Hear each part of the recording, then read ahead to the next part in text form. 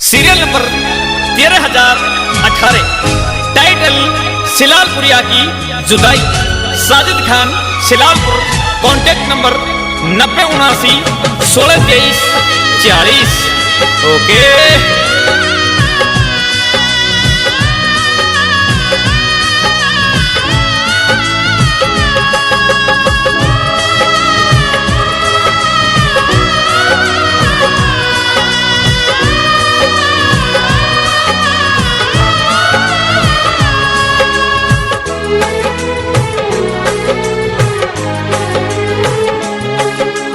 कब तक याद करूं मैं तुझे, कब तक अश्क बहाऊं।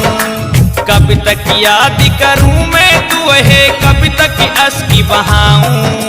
तेरी यादन में ओ छुअरी रोटी भी ना खाऊं।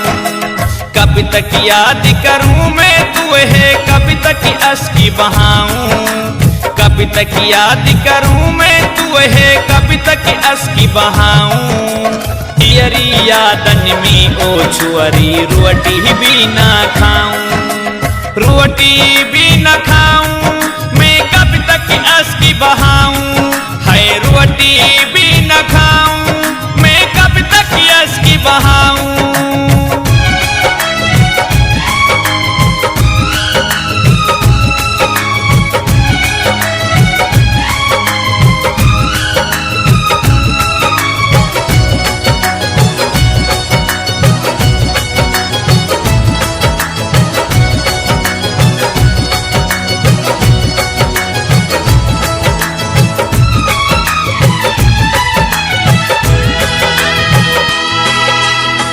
जहरा में मिली ही मौसमी गाड़ी पे जारो। बादल सा फट जावे दिल में मिलनो हुआ हमारो। धीरे सु कुछ कही ही वाने वाकी तरफ लखायो। आगे जाने वाने मुअलू यारो हाथी हलायो। कब तक याद करूं मैं तुझे, कब तक अश्क बहाऊं। कब तक याद करूं मैं तुझे, कब तक अश्क बहाऊं। तेरी यादन में ओ छुअरी रोटी भी ना खाऊं। रोटी भी ना खाऊं मैं, कब तक अश्क बहाऊं। है रोटी भी ना खाऊं मैं, कब तक अश्क बहाऊं।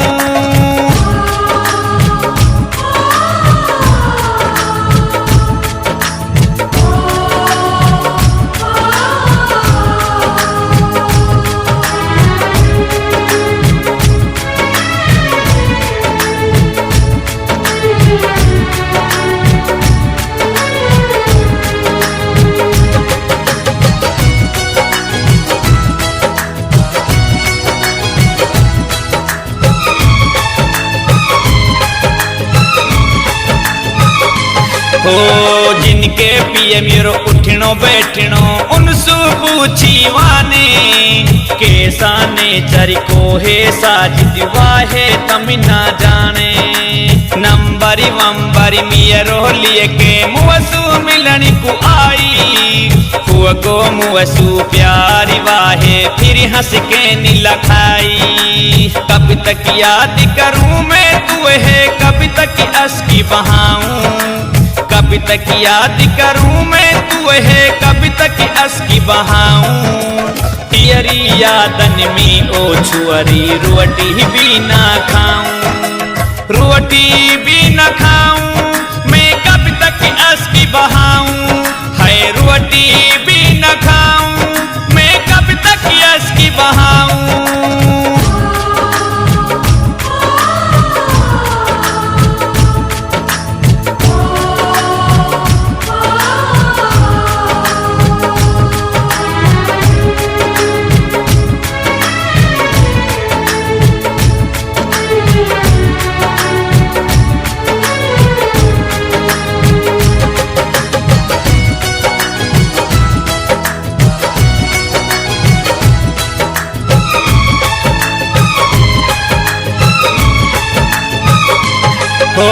रोटी न खाई यादी को आई। मियरो दिलवा में फंस गो हरि बाबन तू मियरे जचगी मैं भी तियरे जच गो। शुरू हुई अब प्रेमी कहानी सुनियो या है गौर सू। जैसी मोहब्बत कर साजिद ने हुआ वे नहीं और सू। कब तक याद करूं मैं तुझे कब तक अश्क बहाऊं। कब तक याद करूं मैं तुझे कब तक अश्क बहाऊं। तेरी यादन में ओ छुअरी रोटी भी ना खाऊं। रोटी भी